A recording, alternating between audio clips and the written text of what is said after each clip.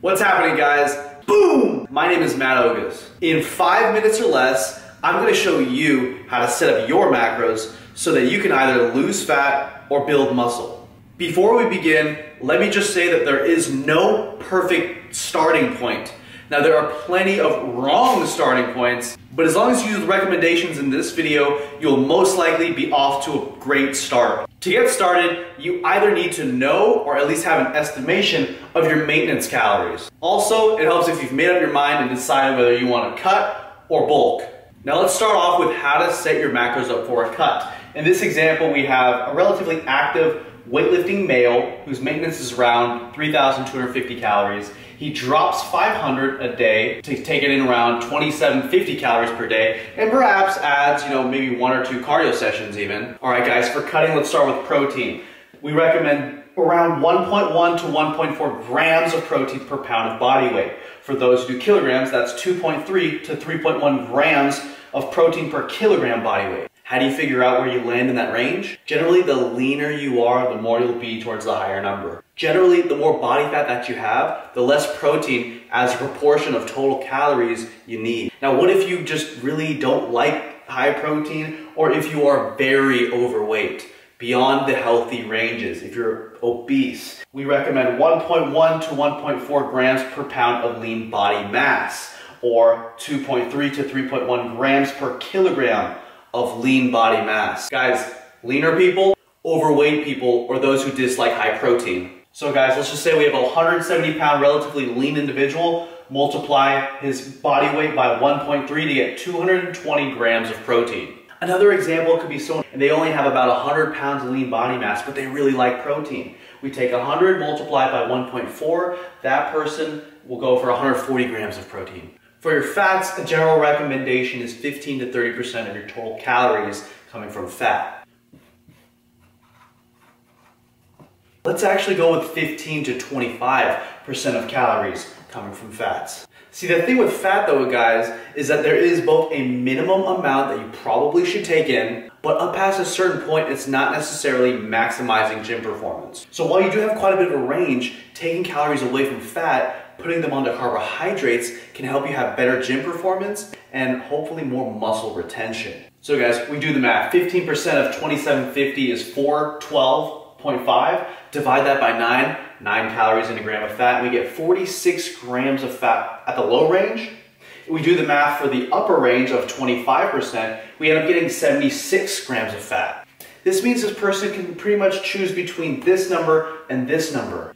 You can choose this number based on your preference of foods, how you react to fat, how much carbs you want in relation to your fats. But one recommendation could be to start just below this number, so let's say 65 grams of fat, and then over the course of the diet, peel back a little, a couple grams of fat here and there, maybe 5 grams this week, way down the road, 5 grams again, because we still have quite a bit of range that we can take these down. And throughout the course of this diet, we can decrease these fats up until a certain point. 15% of total calories. And that way we can keep those carbohydrates higher throughout the diet. That's not to say you can't lower your carbs, because you definitely can. Now guys, to figure out the carbs, we basically fill in the gap. So to figure out how many carbs fills in that gap, we take the cutting calories, 2,750, subtract the calories from fats, which was 585, subtract the calories from protein, which was 880, and we end up getting this number right here, 1,285. Divide that by 4, we get 320 grams of carbohydrates. So guys, this person's cutting macros would basically be 65 grams of fat, 320 carbs, 220 grams of protein.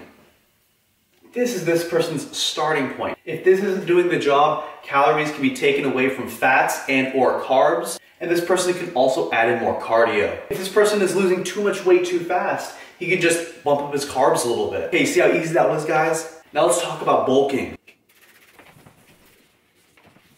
Macros for your gaining phase are really easy to talk about. First, protein. Let's do 0.8 to 1.0 grams of protein per pound of body weight. If you don't measure in pounds, that's about 1.8 to 2.3 grams of protein per kilogram of body weight. The higher body fat you are, or the less you just happen to like protein, the more to the left you'd be. If you really like your protein and you're around a healthy body fat level, go more towards the 1 gram of protein per pound of body weight. Now Matt, what if you were just dieting and you were on higher protein than this? If you never really got super lean, you could probably just hop right onto the 1 gram of protein per pound of body weight. If you did get really lean, like contest shredded, you might want to slowly work that protein down slowly to the 1 gram per pound of body weight. This is a general recommendation, and there are going to be individuals like myself who do like to have more than 1 gram of protein per pound of body weight, even when in the gaining phase. The key thing here, guys, is I want to emphasize that the current research suggests that this is generally great for most people. For most people in the gaining phase, having more protein than 1 gram per pound of body weight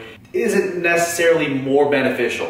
In fact, for those who set themselves on just way too high protein, they'll probably have better workouts and therefore better gains from taking that protein down and giving more of those calories to your carbohydrates. Let's use the example of a relatively lean 170-pound male. We take his body weight, multiply it by 1, we get 170 grams of protein. Let's say you're bulking, you're a really tall guy. You're 250 pounds, but to you, that's not a ton because you're really tall. You happen to not really like protein that much. Multiply 250 times 0.8, we get around 200 grams of protein. Guys, your protein intake is something that you can definitely play with. I don't recommend changing it all the time if you actually want to observe what a certain amount of protein is doing for you. You really want to like test the difference of a higher or lower protein diet on yourself. This guy, for example, could try out this 200 grams of protein for 2 or 4 weeks, and then he could try out maybe 1 gram of protein per pound body weight, 250 grams, and of course, adjust his fats and carbs so that he didn't just raise his calories to the roof. For 4, 6, or 8 weeks, just test out how a higher protein diet, slightly lower carb and or fat, seems to affect his performance, his recovery, his gains, his body composition, and so on. Fats,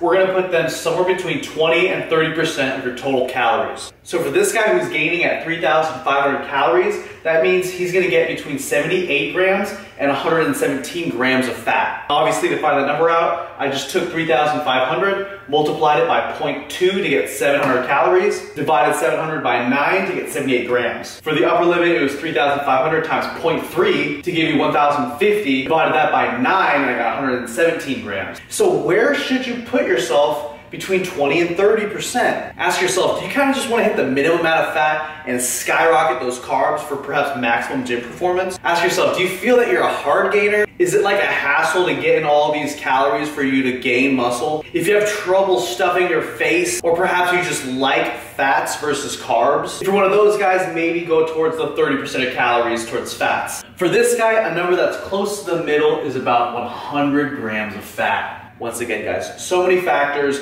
preference, food choices, gym performance, and many others come into play here. This doesn't have to be a set number. You could start with this, you could go over here, you could go over here.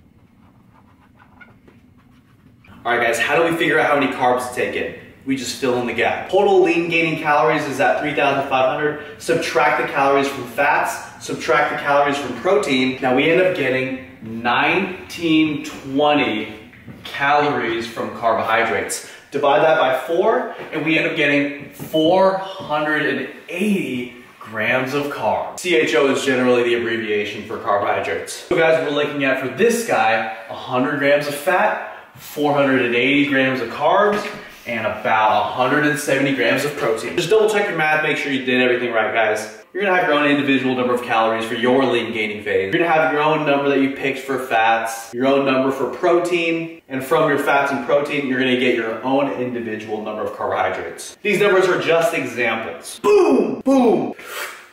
All right, guys, let's talk about fiber. As a general rule of thumb, we'd like a minimum for men of about 25 grams, for women about 20 grams. And as a ceiling for your fiber intake, let's just go with about 20% of your carbohydrates. So for example, the guy who was lean gaining at 3,500 calories, whose carbohydrate intake was 480 grams, 20% of that is 96 grams of fiber. That would be his maximum. He probably wouldn't want to go any higher than that. So as long as he's above 25, below 95, he's probably good. Another general recommendation for minimum fiber, and you've probably heard this one before, and that's a general requirement of about 10 to 15 grams of fiber per per 1,000 calories consumed. This will be a good low to mid-range fiber intake for most people. Once again, you can set your maximum to around 20% of your carbs. All right, guys, thank you so much for watching. That's it for now. This video was how to set up your macros. If you guys are interested in a much more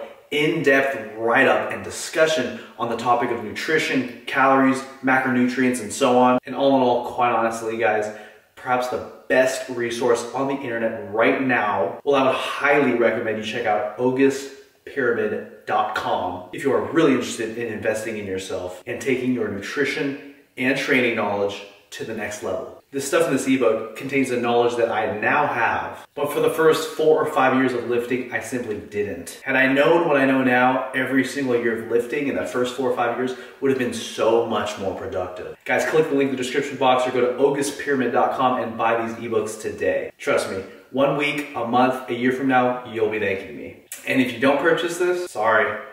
All right, guys, I'll see you in the next video. Peace out.